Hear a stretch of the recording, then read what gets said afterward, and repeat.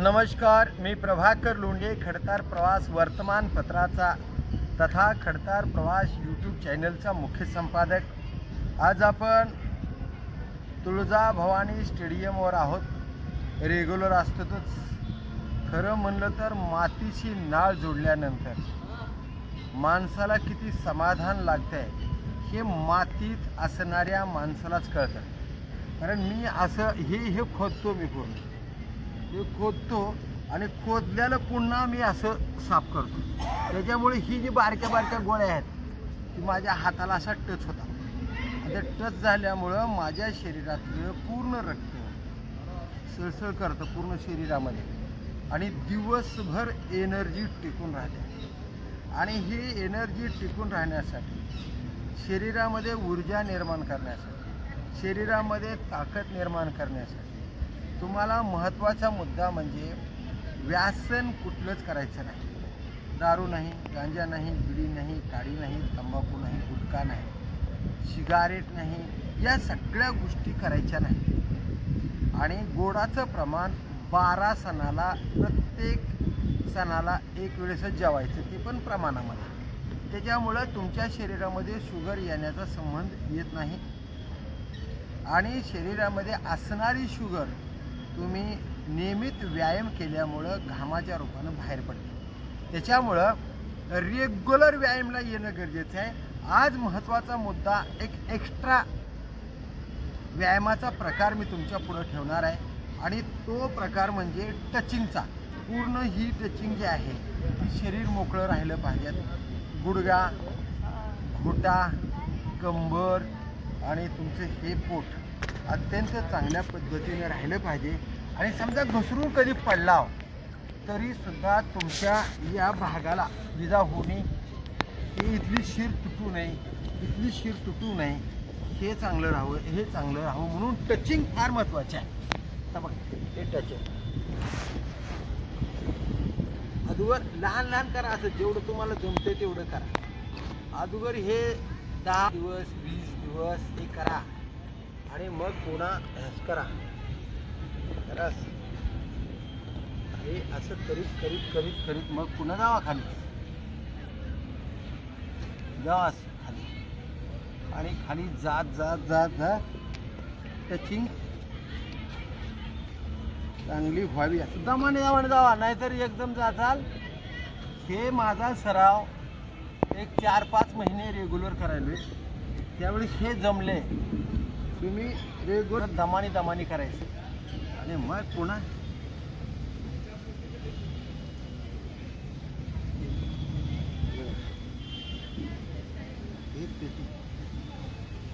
करा।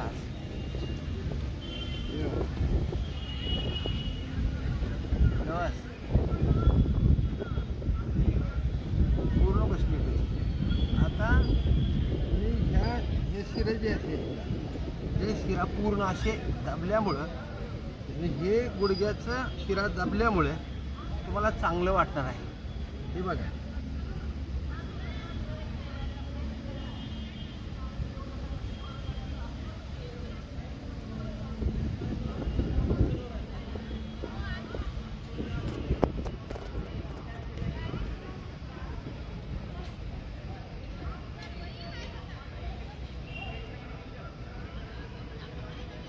दमाने उठा।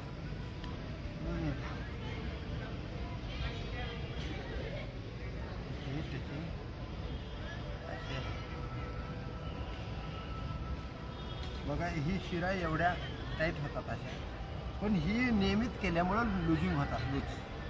त्यामुळे पुन्हा हे करा, ही डिरी कमी व्हावी। 100, 150, 200, 300 तुम्हाला काय जेवढं करायचं तेवढं करा। अशा पद्धतीने हे त्याची होऊ शकते। हळूच घ्या, असं दमाने आणि मग पुन्हा पाय असे घ्या, असे लुजिंग करा। हे पुन्हा हे करा। एक साधा पुन्हा एक व्यायाम सांगतो तुम्हाला, साधा काही तुम्हाला त्रास होणार नाही, साधा। त्या साध्यानं तुमची कंबर कमी होऊ शकते। बघा, हे साधा वेळ इकडे करा, इथपर्यंत टाचेला पर्यंत जाऊ द्या, टाचेपर्यंत इथं चरबीला त्रास होतो, इकडं असं वाकल्यामुळं ते चरबी कमी होते. नुसतं असं करा, 100-200 करा.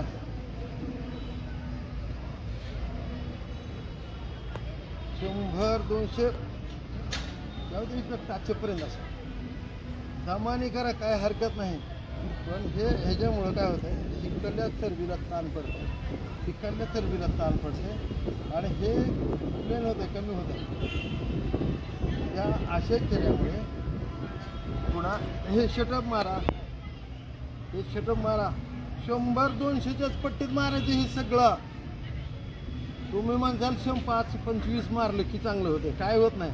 ते बारक्या लेकरावानी करा, असं 100-200 करा, 100-200 नियमित करा. कसं बी करा, नियमात बसवून व्यायाम करू नका. बारक्या लेकरावानी व्यायाम करा, असं करा.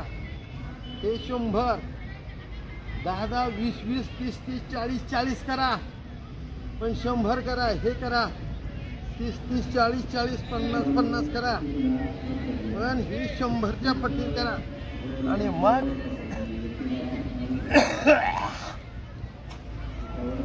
मग पुन्हा शरीर निरोगी राहण्याची अपेक्षा करा.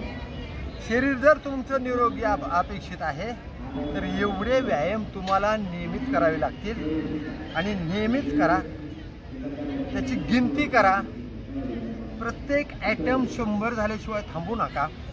100% तुमच्या पोटाचे स्नायू ताठ होतील, मजबूत होतात आणि तुमच्या शरीराला फिटनेस येते. मगच आपलं शरीर निरोगी राहते.